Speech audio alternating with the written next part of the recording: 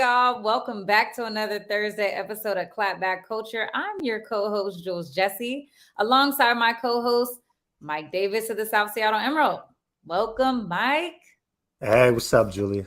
Good. No complaints here. I mean, back again Friday Eve. Just glad the week is ending. What's up, Leon? Welcome, everybody. Welcome to the show. So glad to have you guys back again every week. We couldn't be Yes. without y'all. And we got something special, right? We do. It is Women's History Month, you guys. And what better way to celebrate than recognizing the women in our communities? And so we do tonight, y'all. We have a special guest, a good friend of mine and business owner, Domonique Moore of Life Reign. She's in the backstage waiting for us. So we're going to have a conversation with her, but we have so much to talk about tonight, y'all. Like, I'm honestly just ready to get to the Jessie Smollett story because I cannot wait to hear your clapback, you guys. So quick teaser in the show, you guys, he was sentenced today, but we will get to all of that. But for right now, let's dive right on into it. We do have Domonique Moore. So say goodbye to Cuddy for a little while because the women are going to take over. Do your thing. Do your thing. I'll see y'all in a minute. All right, y'all. So like I said, I have Domonique Moore. We can go ahead and bring her on in, Cuddy. Hey, Clapback family. How are you? We're good. So you guys, well, I'll let you introduce yourself, but we do have Domonique here. She's from Life Reign, which is a nonprofit organization here in the District of Columbia, also in parts of Maryland. Mm-hmm. And it's Women's History Month. So what better than to have you come and talk about what you have on the menu? So Domonique, tell us who you are and why you are here. Yes, ma'am. It is Women's History Month and congratulations, happy Women's International Day. Like, is it Women's History Month, Women's International Day? We got so much going on. But hi, everybody. I am Domonique Moore and I am the founder of Life Reign. I am a DCPS teacher. I teach in the grade Ward 8. I'm a middle school special education teacher. I also have this great company here called Life Reign. And Life Reign is a nonprofit organization. We are a community partner and agent. We've definitely tried to put our purpose into passion in everything that we do. We have initiatives in youth services, homelessness. We're working on abolishing incarceration. We work with the entire Black community and trying to just advance and find our niche wherever we can fit in. This month, as it is Women's History Month, we are running our second Life Reign's Women Influential Women's Campaign. We have 8 phenomenal women this year, including yourself, and we are hosting our first annual Pop-In Brunch at the District Lab in Oxon Hill, Maryland, on Sunday, March 20th from 2 to 7. Now, what is a Pop-In Brunch, you may ask? A Pop-In Brunch is 2 events in one. The pop-up is open to the public where you can come in and shop 20 fabulous, dynamic African-American women vendors. We have everything from soap to children's clothes to health and wellness. We have some legal counsel advice coming. And we're just really going to spend the evening empowering each other, networking, meeting new contacts, celebrating what we've accomplished, and just really trying to bridge the gap in the community and showcase all the talent that we have here. So if you are in the District of Columbia, Maryland, Nova, that DMV metropolitan area, come on out to the District Lab Sunday, March 20th from 2 to 7 and purchase a ticket to come celebrate, shop, brunch, and network with us at the District Lab. All right, you guys. So the 2022 Influencer Women's Brunch, I'm looking forward to it. I'm looking forward to it because, you know, COVID is down a little bit. And so I'm happy to just do some stuff in person, kick back with my girls and, you know, and network really. Like, would you say that this would be like a good networking event? I definitely think this is a great networking event. There are so many different type of women from so many different walks of life. You yourself are one of the honorees. I'm really excited about that. And you have such an elaborate palette with your resume. We have women coming that are running for Congress. We have Miss Maryland International 22 coming. We have you coming. So there are some heavy hitters that I got kind of on the list that I'm excited about. So I really just want to create a safe, open space. It's really light for women to just connect and to build that bridge in their communities and see what else is out there. There's so many entrepreneurs that need advice, that are just starting. And then there's so many women in the group that are established that will be at the brunch. So it'll be a great opportunity for everybody to lend their advice, their trials, their journeys, and their successes to just, provide a very empowering moment for us to just sit back and say, I see you, sis. You're doing a great job. I love that. I see you, sis. And that's really what Women's History Month is about. But you guys, this is Domonique Moore of Life Reign. Can we put that flyer back up? Let's just let the people know it's a shop, brunch, and networking event, the 2022 Influential Women's Pop and Brunch. Come to shop, come to have brunch, come to network. For more information and where you can purchase a ticket, pull up to Life Reign's Instagram at Life REIGN _ Life Reign. Pull up, follow, tag, do everything. You do not want to miss this. It's going to be in the DMV at the District Lab, March 20th. I will be there. I'm so happy. Yes, you will, friend. You are one of the honorees. And congratulations. Everybody, clap back, crew. Let's just give Jules Jessie a nice round of applause for everything that she has accomplished. She's such an inspiration. Thank you. Also, perfect example. We have bridged the gap and lended an opportunity, a great outlet to showcase. I'm glad that everybody is still watching the show and is going on. So we're just going to pray and continue for much success on your end. And congratulations, my sister. I can't wait. Thank you. Well, I'm excited to be in the room with the who's who, child. So like I said, you guys, this is a great time. Make sure you go to Life Reign Instagram, see how you can purchase.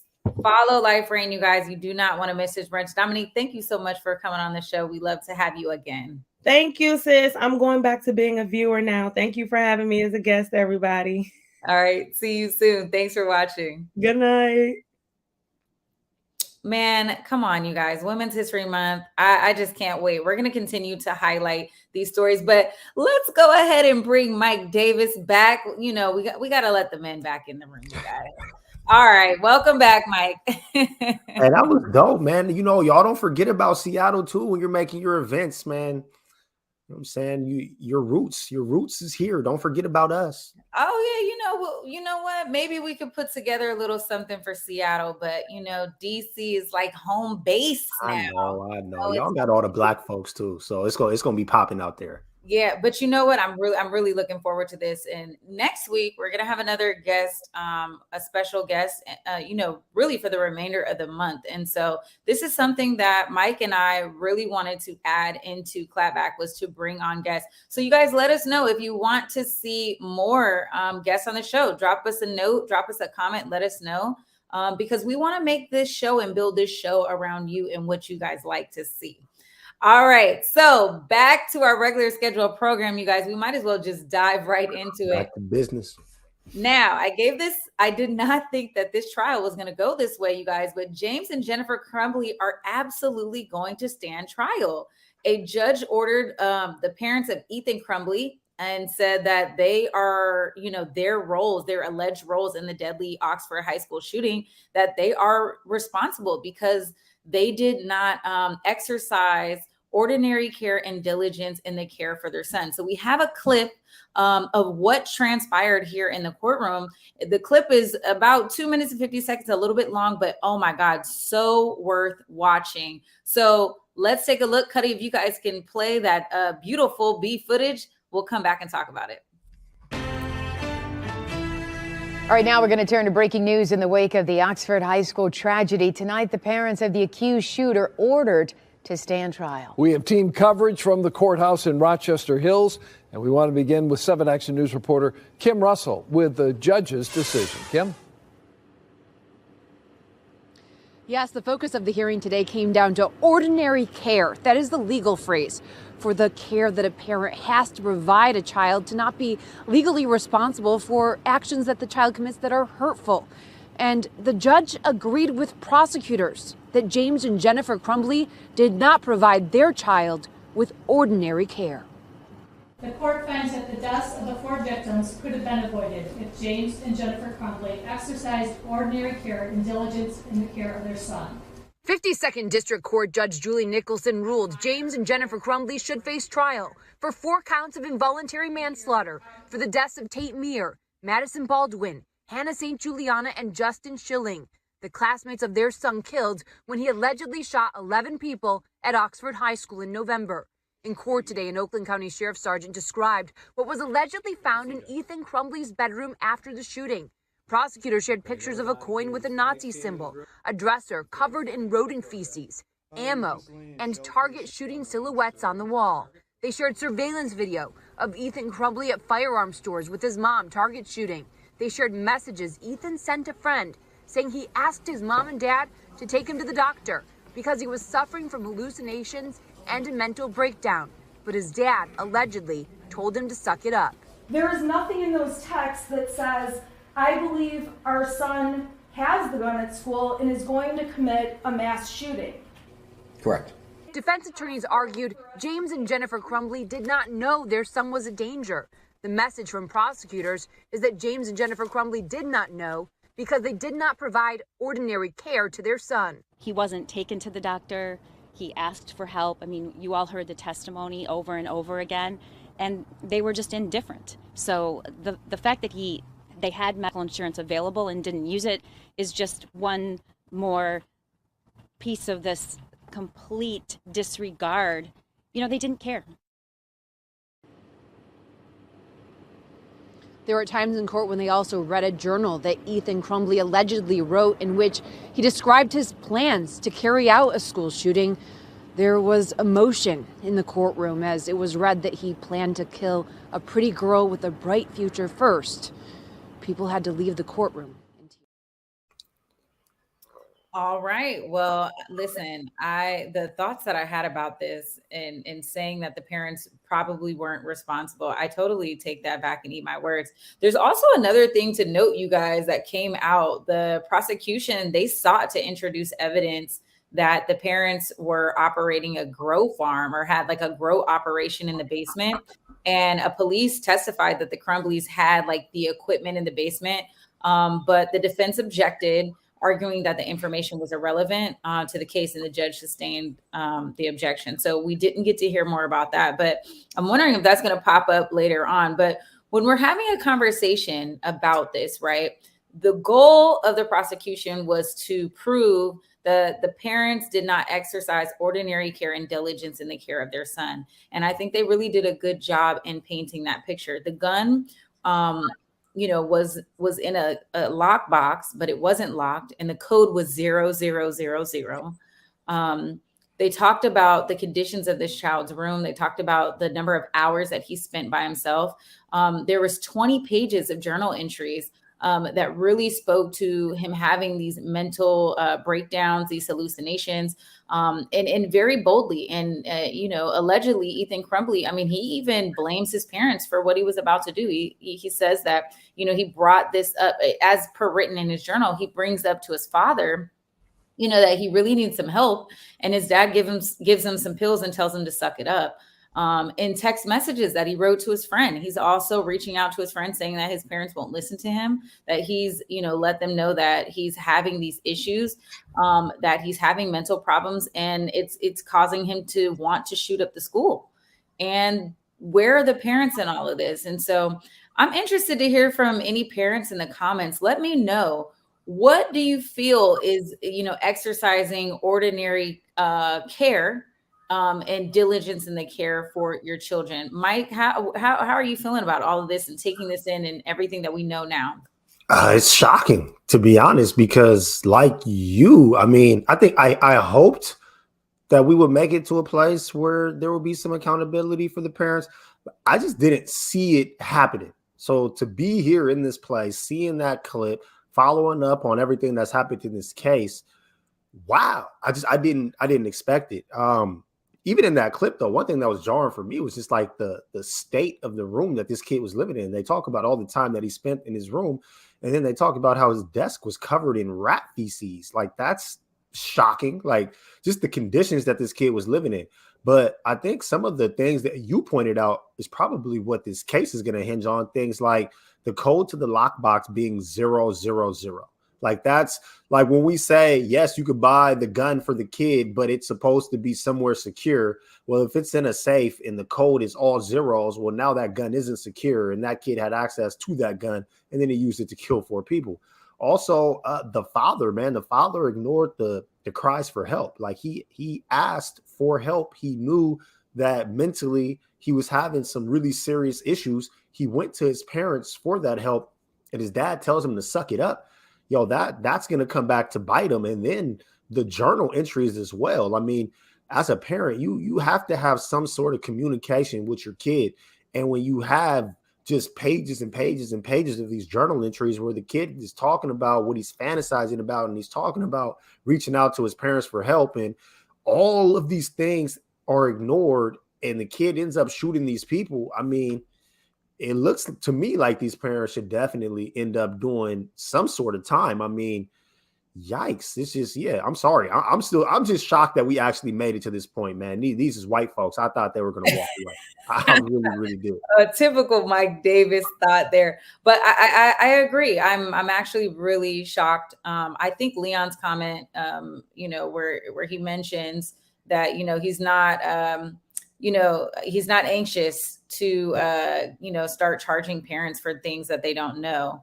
And I think that, well, really that's a combination between Harry Jefferson and Leon's comment in that, if you're a parent, how, what set of privacy do you offer to your kids? Are you going through their phone? Are you going through their journal entries?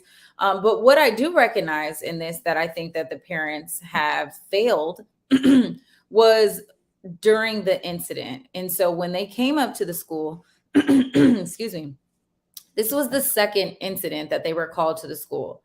And the counselor identified that their son may be having thoughts of suicide. And the parents did not take off work to deal and to work with their child.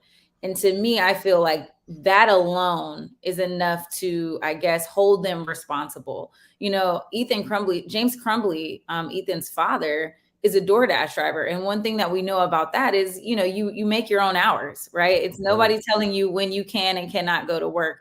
And so if both of the parents are leaving work to show up to the school for this meeting, to have this meeting the second day, and you see, what your child is drawing, that they have access to firearms, how interested they are in firearms, and you absolutely know your child. Something that was brought up in the case, you guys, is that when the shooting occurred, James Crumbly went home to go see if the gun was gone. And I'll tell you this, if there's a school shooting at my child's school, I would never think that my child would be the shooter. So if your first thought is, well, damn, that might be my kid being. It wasn't even about safety. It wasn't even about the safety of his son. It was. No. It was, let me go home and see, did he have that gun? Exactly. And so if that is your first thought, then what were the steps that you missed or did not take before it got to that point? And both of the parents felt like, one, the mother texted him and said, Ethan, don't do it. And the father went home to check the gun and called 911 and said, hey, I think it's my son. I'm on my way to see, is the gun there? Then he said the gun is absolutely missing. And so there were a ton of missteps. And I think there was also a question for you, a question really also for like Leon and Harry Jefferson as well. The point of the parent responsibility, I don't think it's as simple as should we charge parents for knowing or not knowing? Because if the kid went and got the gun on his own and committed this crime, I think it's a different conversation.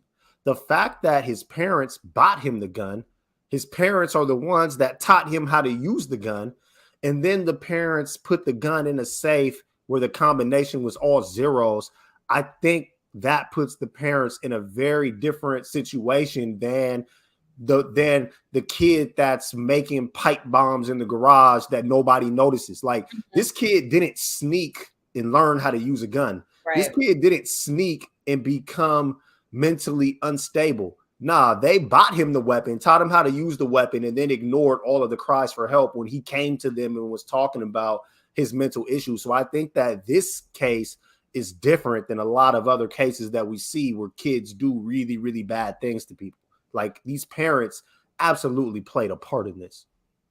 I agree. So that wraps it up. Let's move on.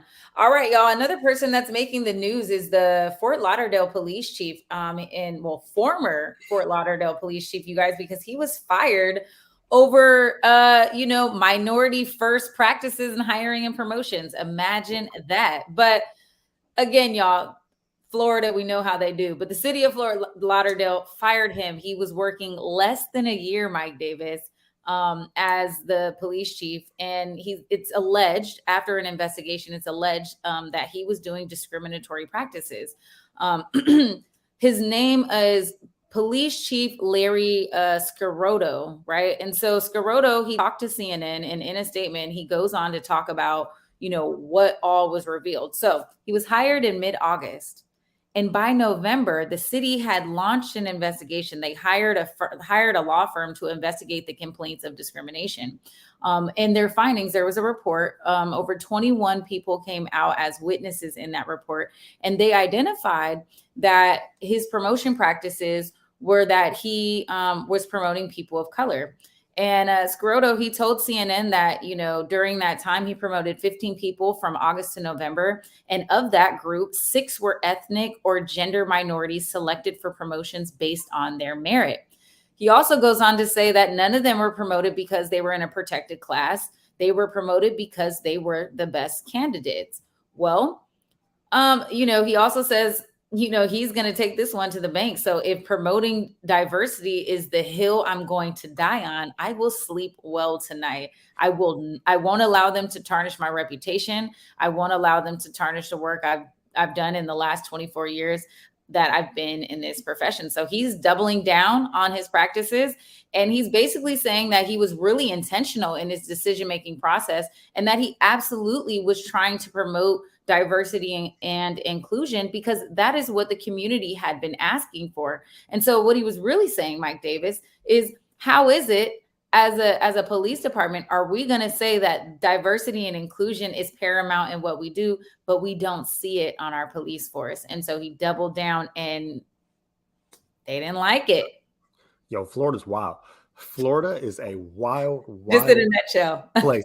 But this was crazy too, though, because when I just reading through what was going down, I mean, there was like 15 hires that he made that they looked at. Out of those 15, 6 of them were either ethnic or gender minorities. So, I mean, come on, like 6 out of 15, that's not even half. If we go look at the former police chief, I'd be very curious to look at every 15 people he hired and how many ended up being white. Because one thing that this chief who was fired, he was walking through and he was like seen a wall of all the employees' pictures up. It was like the high-ranking folks in the police force, and it was all white people. And his comment was, "Wow, that's a really white wall. I'm gonna change that." But people didn't like that comment. So, I mean, what are we really talking about here? It's not like he just went and hired only minorities. Like when there were minority candidates that were qualified for positions, he hired them. He was intentional about trying to target them and bring them into interview processes. But I mean, this is going to be a really hard thing to prove. This is crazy how Florida wields their laws. It's just good gracious, man. Florida stays on this show. They stay doing something that brings them. Ain't neither one of us in Florida, but they stay on clapback all the time. Yes, they do. And man, it's just a wild town out there, man. Hey, shout out to him though, for real though, like, because he's right. If the community is asking for the police force to be more representative and reflective of the community that they serve, it's the right thing to do to try to make that happen. I hope he gets it is. And also it's important that we are intentional in hiring practices. Yeah. And guess what? If people are hired based on their merit, it's kind of like the argument that they're trying to make with President Biden saying that he's going to nominate a Black woman to the Supreme Court and saying that that was discriminatory. But really, it's just intentional, because at what point do we finally get representation, right? And so I don't think that you can't call that discriminatory if the numbers just don't fit. If the baseline is all white men on the police force, then it's like, hey, we need to mix it up, because how are we promoting diversity and inclusion when we don't see anybody that looks like you or me? No, you're absolutely right. And the people that speak against this, they tell on themselves all the time, because when they see like the judge being hired by Biden, or they see what this guy did, the first thing that they do is try to take this to a place of, well, qualified candidates didn't get hired. But really, that's not true. We're not talking about unqualified people of color getting these positions. These people are highly, highly qualified.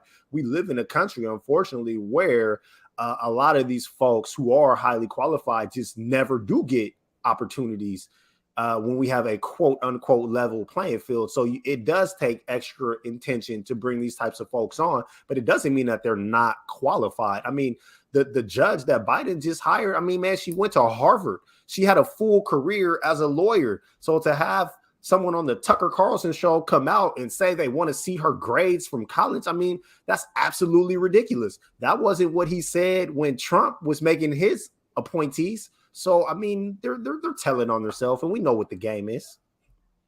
We should have brought that into a clap back. We might bring that back next week, you guys.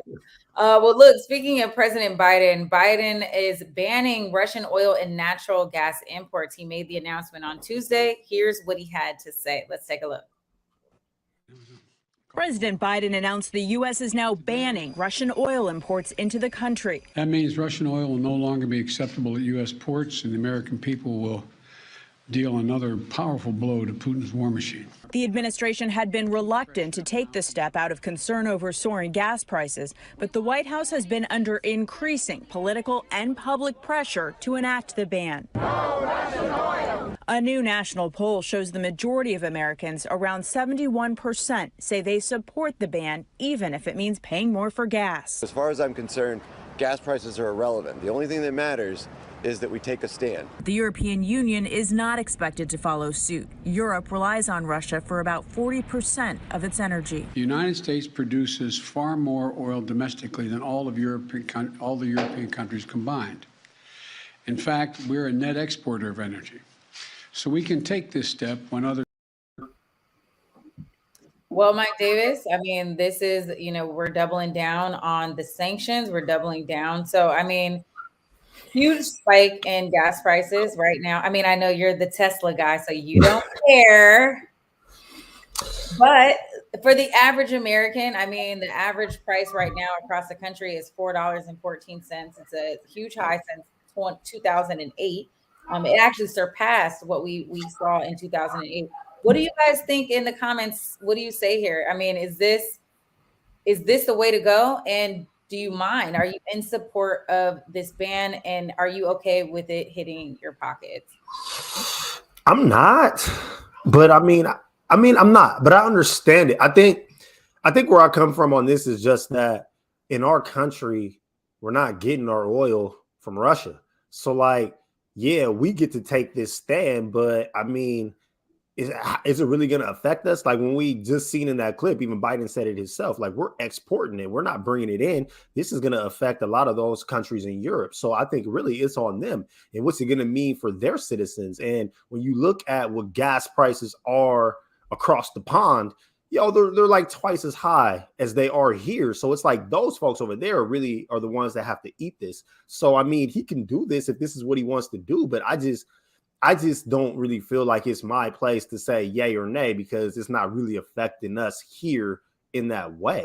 So, I mean, it's a step. It's another step to take. It's another way to hurt Russia. But I mean, I don't know, man. Putin's a gangster. I just don't really see this being the thing that makes Putin back down.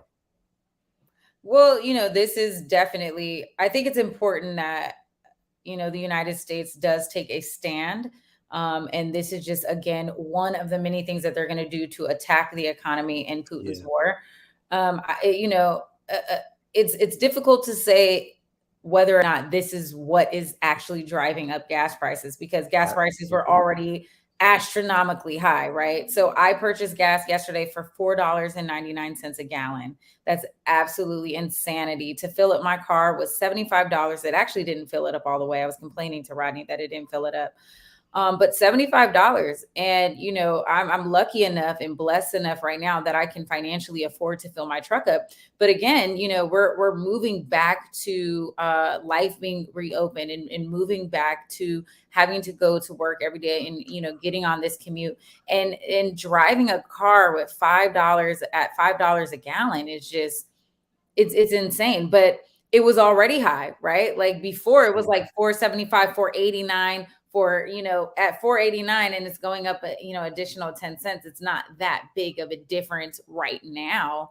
But I do feel for the average American who can't, you know, fill up their gas tank like that and has a lot of obligations with taking their kids back and forth to school, going back and forth to work, or even, you know, DoorDash drivers, Uber drivers, you know, that, you know, this is really going to directly affect how much they can make money. And so there are people, you know, that this is really going to hit their pockets and really stifle them in a lot of ways. And so I hope the Biden administration has a bailout for some of those people, especially maybe Uber drivers, taxi drivers. But we're going to see this hit, and we're going to see it in fuel prices for airline tickets. I mean, it's going to be across the board. So we are. And I think we should follow up because, you know, I heard something in passing, and I don't want to report it because it wasn't news. It was literally like a conversation. But, you know, the U.S. does export oil, and there are a lot of families like Jerry Jones, owner of the Dallas Cowboys, who people are reporting the higher oil prices go, the more money he makes off with oil. So it's like, it's just a weird thing, man. I never can really trust America, and I can never really trust the American government. Like, and you said it yourself, like, is this Russia situation what's really making gas prices higher? Or is it because America is so greedy that we would allow people to jack prices up? I don't know. So I think that that's something that we should definitely follow up on. But also, man, maybe I'm just naive, but I just don't really see this. I don't see Russia invading Ukraine leading to World War III. You're tripping. I mean, we could take it there if we needed to, but like, no, we don't want to take what's in Ukraine that has the U.S. so pressed about not letting Russia take it, besides we just don't want them to? Like, what does Ukraine have? Like, what do they export? Like, they don't have any natural material. They don't have anything that we need. This is just us being big dog trying to tell somebody else what to do. I totally disagree with you. What's the counter argument? My counter argument is that if Russia has the ability to take over an entire country and foul swoop their entire democracy, what stops them from doing that to any other country? And NATO. So right now it's Ukraine. NATO stops them. Ukraine wasn't a part of NATO. They didn't want to be. They did want to be, but they weren't. So it's not like Russia is going to take Ukraine and then they're going to be able to take just more and more European nations. There's fail safes against them being able to do that. But that's really why Russia, you know, swooped in at the time that they did, because there was an agreement on the table for Ukraine to join NATO. Right? NATO was saying, okay, you know, we're open to having that conversation and bring you into the fold. And Russia took that as a threat. And they took that as a threat, like, you're too close to us. And so what stops Russia? First of all, what gives Russia the audacity to feel like they can come over and bomb people and kill people and blow up residential buildings, blow up maternity wards? The same thing that gives the U.S. the audacity to do that. We do the same thing, and we support countries that do the same thing. Israel is doing it literally right now, and they're doing it on our dime. And when anybody steps up against Israel, then our media swoops in and calls them terrorists and points them as the villain. We do it. We We don't want anybody else doing what we do. That's what it really comes down to. There's nothing. Russia's not going to take over the world by taking Ukraine. They wouldn't even take Europe by having Ukraine. There's nothing there. There's nothing of value there. Russia is a huge enemy of the United States and a huge superpower of the world. If Putin feels like pulling up with some nuclear weapons, I think the least we can do is say we're going to pull back this oil, but we need to just relax, and not start a war. I'm telling you, I'm not playing with this situation, Mike Davis. You can talk to your ass catch on fire. We don't need to be having no play with Putin. That's just, Putin is like Donald Trump on crack. Like, we don't want that smoke. Do you want that smoke? We're the ones doing it. I didn't want us to do anything. I'd rather have sat this out. Like, yeah, we just need to chill. But I mean, I'm cool with the sanctions and I'm cool with supporting the people in Ukraine. But listen, y'all, I'm not with the smoke. I love the comments section is blowing up. Y'all, I know.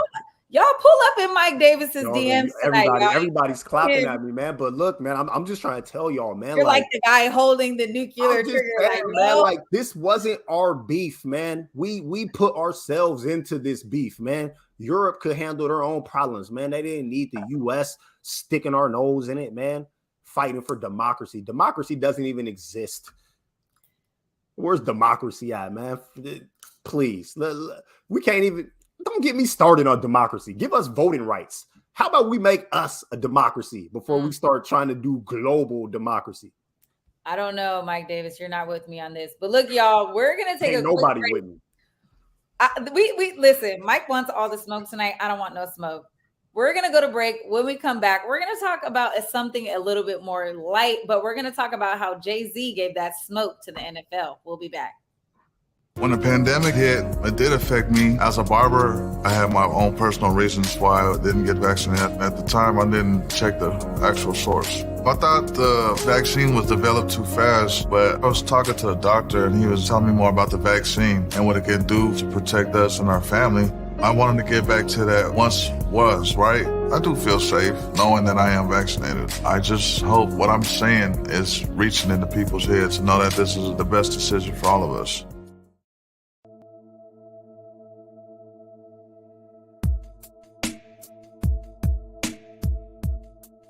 Converge Media produces culturally relevant content for Black and urban audiences. Our coverage is raw, transparent, and objective, praised by community leaders, government officials, and residents. Support Converge Media today via Venmo, Cash App, or PayPal at Converge Media.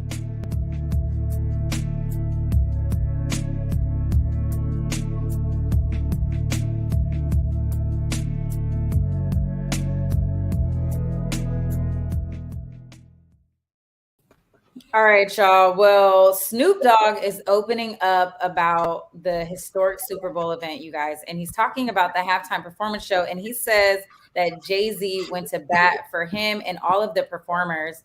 And as you know, Jay-Z, since 2019, has been working with the NFL via his company Rock Nation to enhance live game experiences and to amplify the league's social justice efforts. In an interview with Elliott Wilson, Snoop Dogg basically said that Snoop Dogg said that Jay-Z gave the NFL an ultimatum. And he said, you cannot switch up this show, and either you're going to let the performers perform the show and allow them to remain true to their brand, or he's going to walk away from the partnership. And so Snoop was really excited that Jay-Z did that and actually pretty shocked. So I think that's I think that's exactly what Rock Nation stands for in terms of their partnership with the NFL. You're absolutely right. I think that, the thing that with Jay-Z is, he got hired right at the time that all that Kaepernick stuff was happening. So, a lot of people had a lot of smoke for him for partnering with the NFL. But in this particular situation, this is actually what he was hired to do. He was hired to oversee the entertainment of the NFL. So him putting this halftime show together and bringing in these acts, he wanted them to be able to be themselves. And if the NFL wasn't going to let him do his job, then he was going to walk. So shout out to Jay-Z, man. Like, this is what he was here to do. And he stood up for it. He did his job. And we got one of the best halftime shows that I can remember. We sure did. And I think it's important that we finally got to see Jay-Z really show up and clap back at the criticism. So there's that.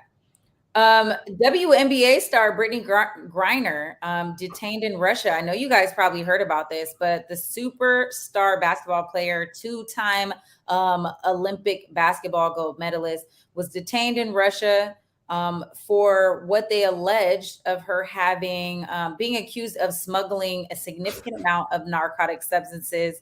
I guess she had a vape pen and the oil cartridges with, some articles are quoting it as hashish. But it's an offense punishable up to 10 years in prison.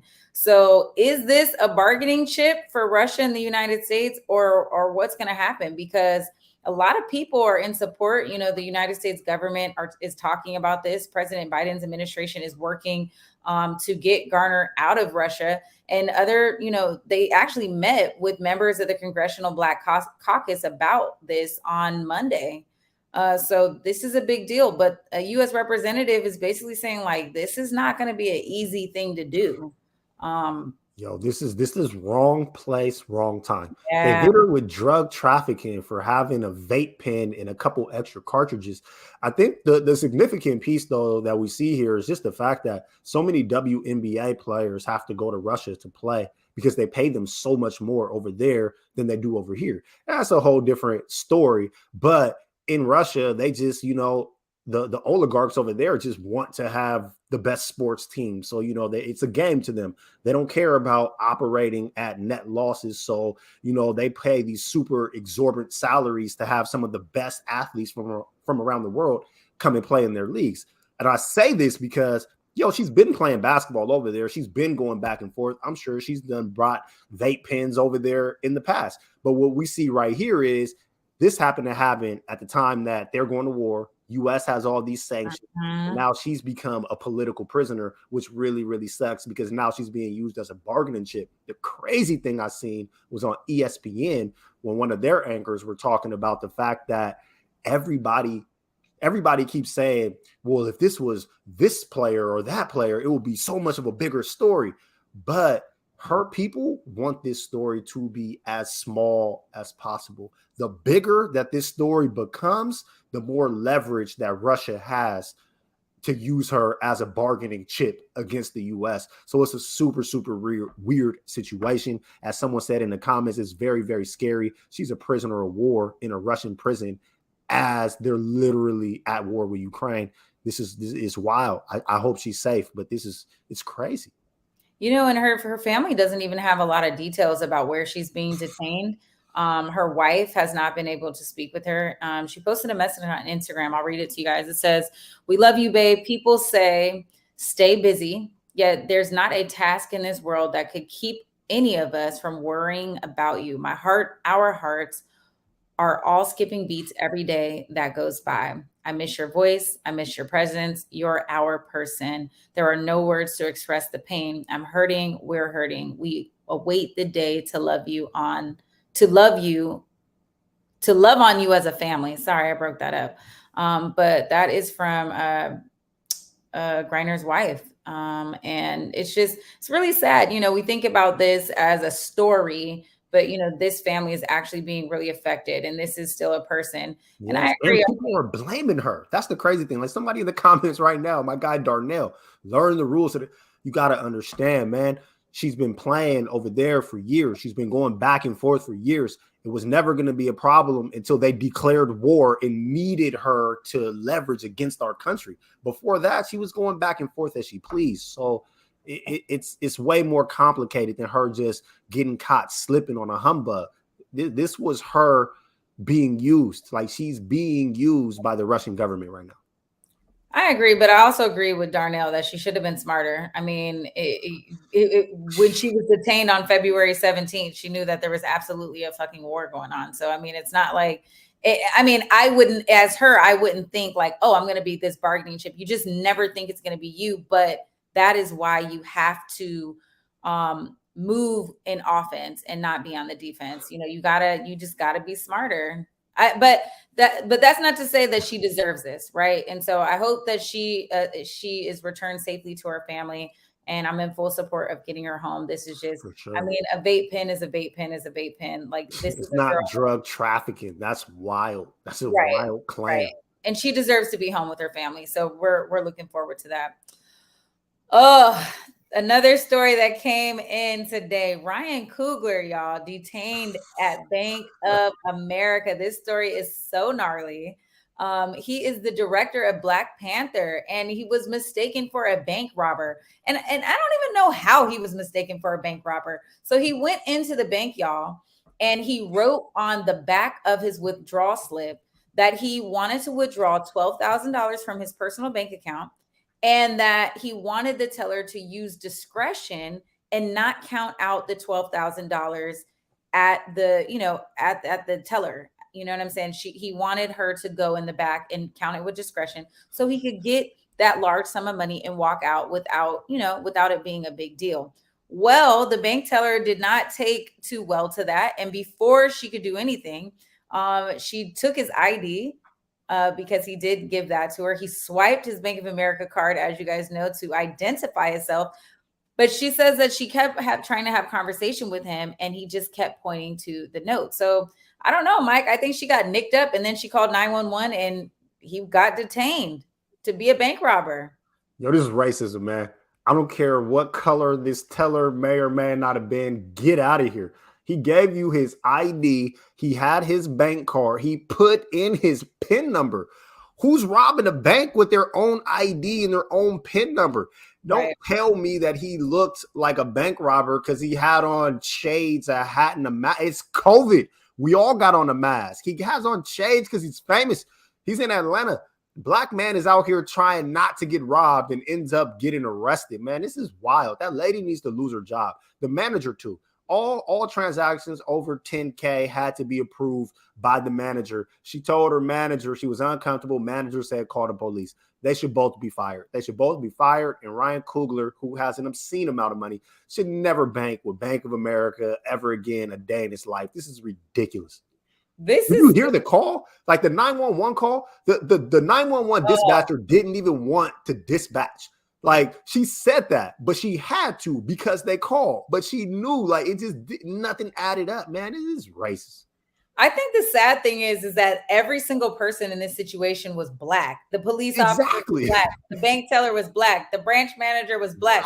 Man, the 911 sound Black too. Sound Black too. So it's just like, even though this is definitely profiling. I mean, listen, y'all, I used to work at the bank. I used to work at Washington Mutual before they went under. And I remember when I would be in the bank and people would pull out their notes and go in their jacket and stuff. I would always have that clenched feeling like, is this the time I'm going to get robbed? Girl, if you read the back of the note, you would have known. And Mike, can I just tell you that it is absolutely such a real thing. When I went into the bank to get a cashier's check to purchase my car, you guys, I put a large sum of money down on my new car. And the bank teller was talking so loud, like, oh, what are you going to go do? What do you need all this money for? And I'm like, girl, what are you doing? Yeah. Quiet down, tone it down. And so I understand why Ryan went in there, had the note. Had she read the note, had she done her due diligence to pull up the account, she would have known. I mean, how do you read Ryan Coogler's name, see his ID from the state of California, and not know that's him? He doesn't know who he is, man. She should be ashamed of herself. He talked to the police too. Like, there was a body cam footage of him having a conversation with the police, and he was saying, like, I understand your perspective. You got called. You had to respond. He's like, understand my perspective. People was outside smoking when I walked into the bank. I didn't want to walk in here and broadcast how much money I'm taking out. Man, that's valid.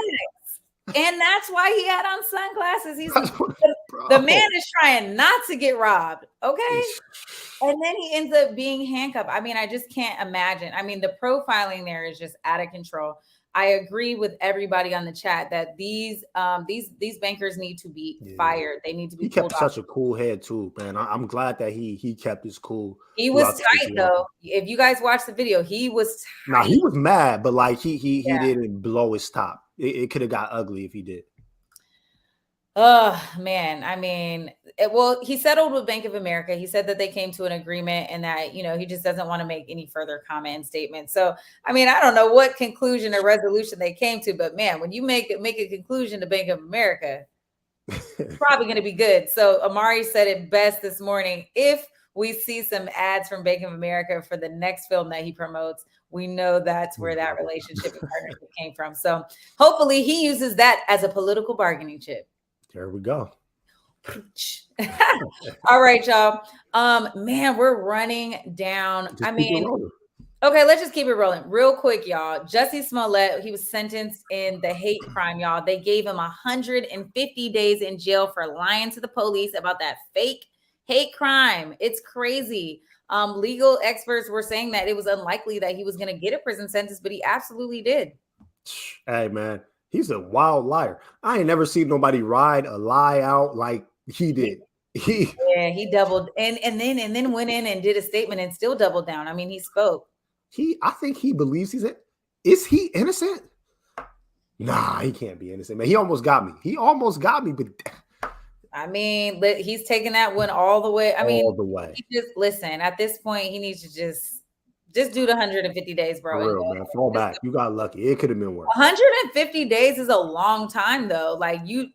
That's how serious you are. But he pissed the police off in a way that low key he could have got more time. He got lucky. He better take those 150. This dude, all the money that he cost that state to go through with this farce of a case, please. Yeah.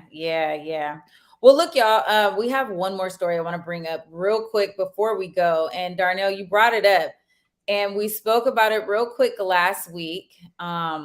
That the discrimination against Africans and really just people of color in Ukraine during this, entire crisis. We do have a clip. Let's take a look. By images of Black students in Ukraine trying to flee war, and instead being met by racism. For decades, Ukraine has courted students from Africa as part of the country's tradition of providing affordable higher education to all. Now, Ukrainian universities house more than 76,000 foreign students. That's according to the BBC, with nearly a quarter of them from Africa and more than 20,000 from India. Now, as Russia creeps across the country, thousands of these students have attempted to flee to safety only to be caught in the grips of racism. We still have people trapped, like in Sumy in Ukraine. There are students, thousands of them trapped because the bridges has been destroyed by bombs and everything, so they can't move. They are trapped there. No more food, no more water. So how are they going to feed? How are they going to survive? Absolutely devastating. Joining me now is Kimberly St. Julian Varnon. She's an expert in the history of Ukraine and Russia, and Alexander Santu-Ora, a student at the State of University of Telecommunications in Kyiv, who has just fled to Poland. Alexander, I'm so happy you're here. You're one of the thousands of students fleeing the violence that we were just talking about. You were turned away twice at the border. Please tell our viewers about your experience. Okay, the first experience I witnessed was in Kyiv station, which is called Vokzana. They told us it's only for women and children to get in first before the men. Y'all, this is something that has been talked about a lot. I wish we had more time to talk about this, Mike, but can you imagine, like, during all of this, you just got time to be racist?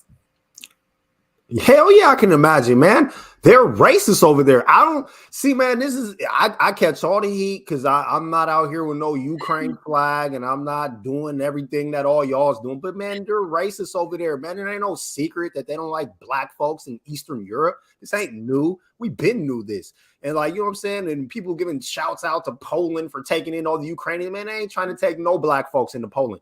So it's like, look, man. You can be super supporters of all you want, but like, let's be real. When these Ukrainians become refugees, the whole world wants to rally and bring them in. Right here in the United States, we're going to have all of these refugees coming in. We didn't let the Haitians in. I know. No, we didn't. You know what I'm saying? All the money, we're sending money over there to Ukraine, man. We ain't got no reparations for black folks. We can't get nothing out of America. But let some white folks need something and everybody's going to rally, man. Yeah, it's racist. We knew it, though. I ain't surprised.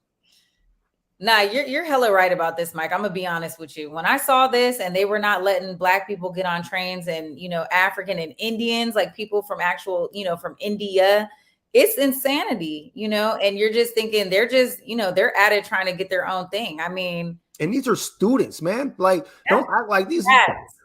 It's crazy how they're trying to paint this. Like, these are literally people that were there trying to get an education, man. You won't let African students into your country? That's despicable. It is despicable. But I think you bring up a good point that, it's I hate to say it's par for the course, but it's just like, it's something that's already been happening, right? Like, why all of a sudden would they just say, oh, nah, let me give you a cut in front of the line? No, Black people always have to get in the back of the line.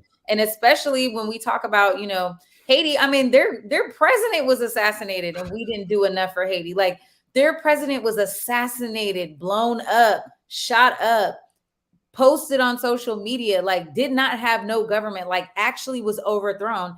And we didn't have nothing for Haiti. Nothing. The United States didn't do half as much as they're doing for Ukraine. So I agree with you. I mean, when it's Black people, and Black and brown people in a position where they absolutely need help, I don't think America steps in the same way. So they don't. They're going to condemn Russia for dropping bombs on hospitals and schools in Ukraine, and that's wrong. Don't like, for real, like that. That's absolutely wrong for Russia to do. But don't act like we didn't do that to Syria, because we did. So miss me with that, man. America be on some BS sometimes. Yeah, but well, Leon is saying, but that won't cause a World War III. I mean, World War III over Haiti. Yeah, man, we can talk about this all day. We might have to bring this back. We will. We'll bring it back. Well, look, y'all, that's the end of our show. Of course, we wanted to bring everything to you, but we are just out of time. Mike Davis, tomorrow's Friday. It is, another week until we see each other again. When you're not here, where can they find you? South Seattle Emerald. You can find me wherever you find the Emerald. Also, Wednesday mornings, I'm on the morning update show. And as y'all know, man, Thursday nights, I'm kicking it right here with y'all. All right. And I'm Jules Jessie. You guys can follow me on Instagram or Twitter at Treasure of JULES. You know what it is. And we're so glad to have you. Please make sure you guys pull up, send us show topics. What do you want to talk about? Let us know and tag a guest if you have a guest that Who's here next week? Who's here next week? Next week, we're going to have India Blocker. She's going to tell us about another influencers brunch that she's going to have right here in the District of Columbia. So we'll have her and more coming up this month. That's what's up. All right, y'all. That's Clapback Culture. That's our show. Until next week. Peace. Peace.